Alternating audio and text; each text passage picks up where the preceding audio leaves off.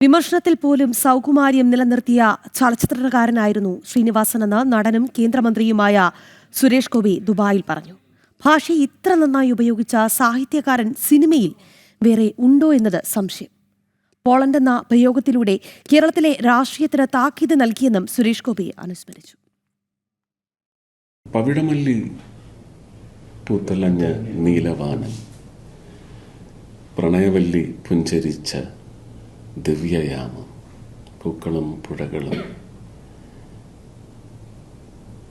ഭൂമി സുന്ദരമാക്കി പോയി. സിനിമാ ലോകത്തെ സംബന്ധിച്ച് മാത്രമല്ല, മലയാളിയെ സംബന്ധിച്ച് മലയാള ഭാഷ അതിൻ്റെ എല്ലാ സൗകുമാര്യത്തിലും വിമർശനത്തിനായി ഉപയോഗിക്കുമ്പോൾ പോലും ആ സൗകുമാര്യം നിലനിർത്തിക്കൊണ്ട് ജനങ്ങളുടെ ജീവിതത്തെ, അതിന് രാഷ്ട്രീയ നിയന്ത്രണമുണ്ടെങ്കിൽ ആ നിയന്ത്രണങ്ങളെല്ലാം ഒരുപക്ഷെ നേർവഴിക്ക് നയിക്കുന്നതിന് സിനിമയിലെ സാഹിത്യം എന്നത് ഇത്രയധികം വിപുലമായി നിരന്തരമായി ഉപയോഗിച്ച ഒരു സാഹിത്യകാരൻ എന്ന് തന്നെ ഞാൻ ശ്രീനിയേട്ടനെ വിളിക്കും. ഉപയോഗിച്ച മറ്റൊരു സാഹിത്യകാരൻ സിനിമയിലുണ്ടോ എന്ന് നമ്മൾ ഇനി അന്വേഷിച്ച് കണ്ടെത്തേണ്ടിയിരിക്കുന്നു. ഇതിൻ്റെ ഒരുപാട് വേരിയേഷൻസ് ഒക്കെ നമ്മൾ അനുഭവത്തിലൂടെ ഒരുപാട് അറിവിലേക്കും സുഖത്തിലേക്കും ജ്ഞാനത്തിലേക്കും ഒക്കെ പകർന്നെടുത്തിട്ടുണ്ടാവാം.